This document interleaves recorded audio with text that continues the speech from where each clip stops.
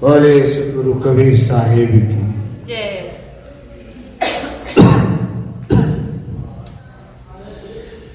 नमो नमो गुरुदेव जी साधु स्वरूपी देव आदि अंत गुण काल के जानन हारे में।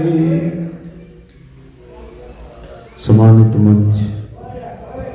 मंच पर बैठे दूर दराज से साधुओं जो हमारे बीच छत्तीसगढ़ से आए हैं और सामने बैठी भक्ति की शक्ति सर्वोत्तम माताएं, जगत को जनने वाली, यही है वो मूर्ति जो मेरी आंखों के सामने है। इस जगत को जनने वाली डाकू चोर लुटेरे भी यही जन्म दें, साधु साहूकार भी यही जन्म दें, संत समाज को भी यही जन्म देती, तभी आपको जगत जननी कहा जाता है। बोले सतगुरु कबीर साहिब।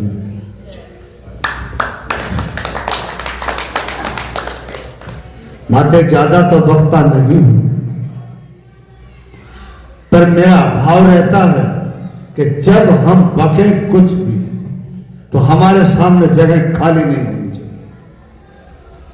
अपने आप को इतना भी हम मानते ऐ भावे हैं ये साधु जो आपके सामने बैठे खाली चिल्ला रहे हैं।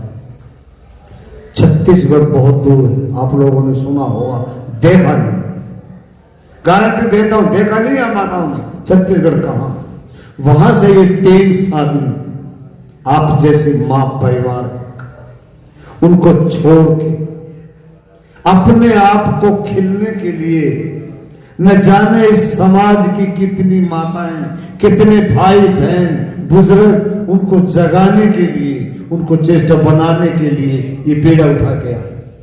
जैसे हमारे बूढ़े बुजुर्ग हमें कहानी सुनाया करते और सुलाया करते कि नंगी तलवार और पान का बेड़ा रख दिया करते कोई चीज उठाने के लिए, कोई कार्य करने के लिए राजे महाराजे। इसी तरह इन तीनों ने अपनी नंगी तलवार और पान का बेड़ा उठाया है इस समाज को सुलझाने के लिए।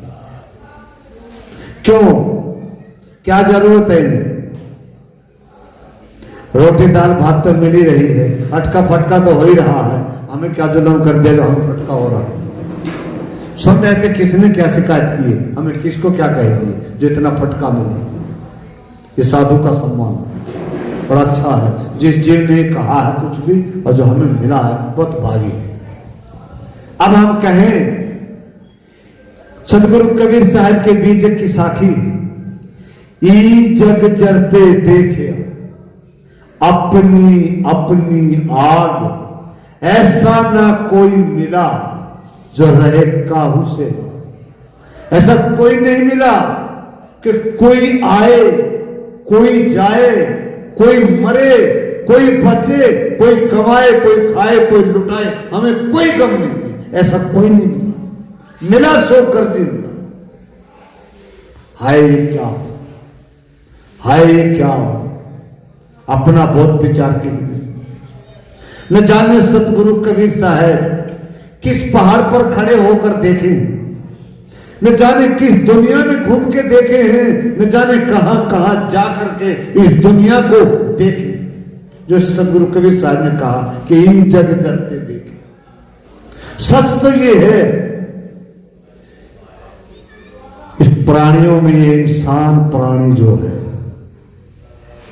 मैं नारी हूं, आप पुरुष, आप नारी हैं, मैं पुरुष।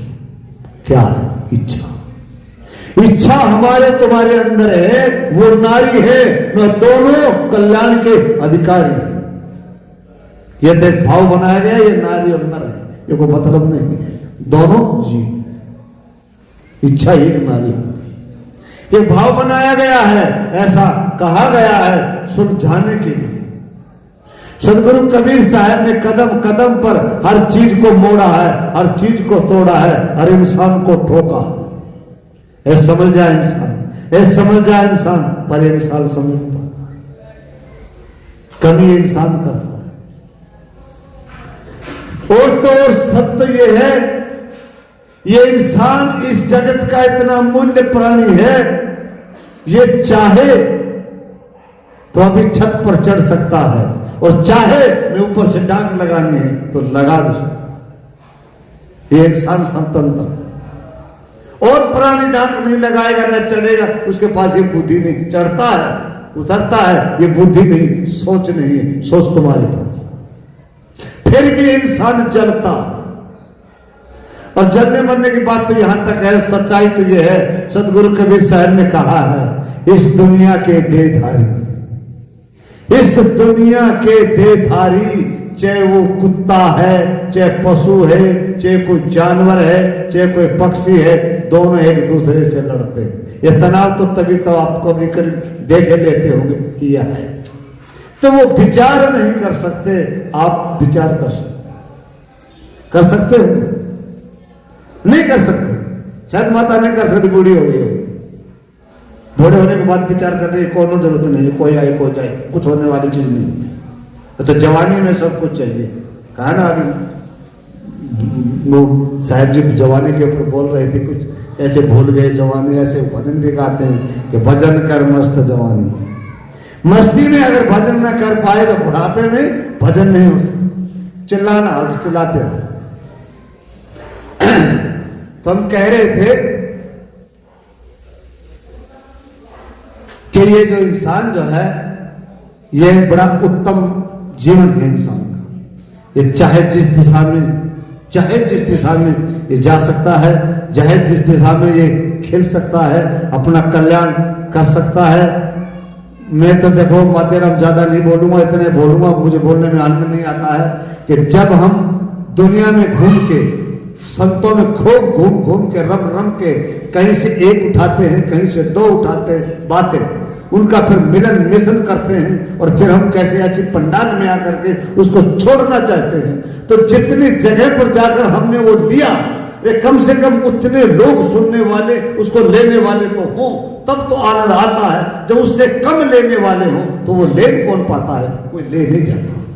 तो इसीलिए मैं कहता हूं, किसी आपका सत्संग है, आपका आश्रम है, आप करीब के हैं, दूर के हम नहीं जानते, हम तो रातों के मेहमान हैं, हम क्या जानेंगे इस बात के मामले में। लेकिन इतना जानते हैं, आपके आश्रम के प्रति आप लोगों का भाव है, ये हम जानते हैं।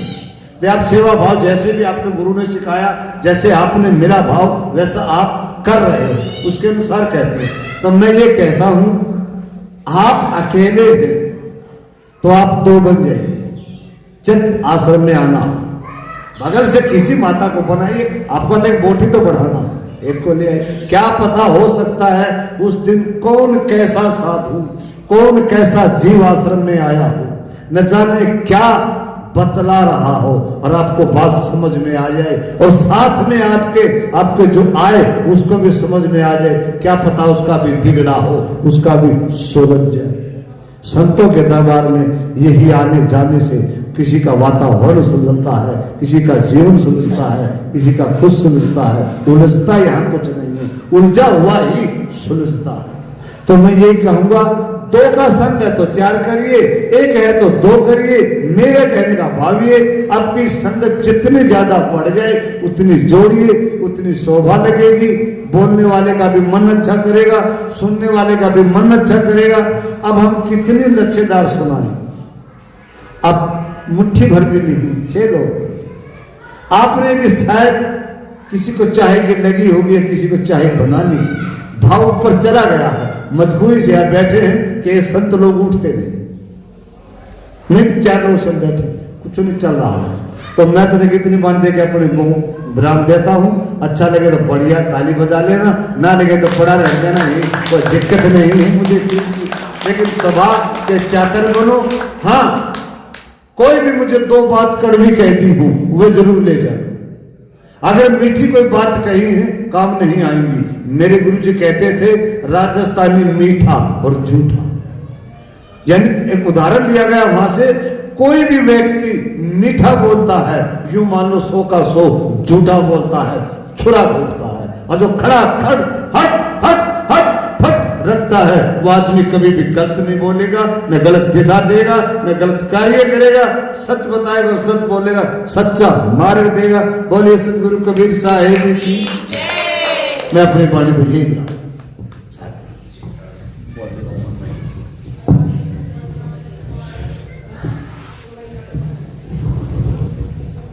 बहुत सुंदर विचार साहिब जी द्वारा।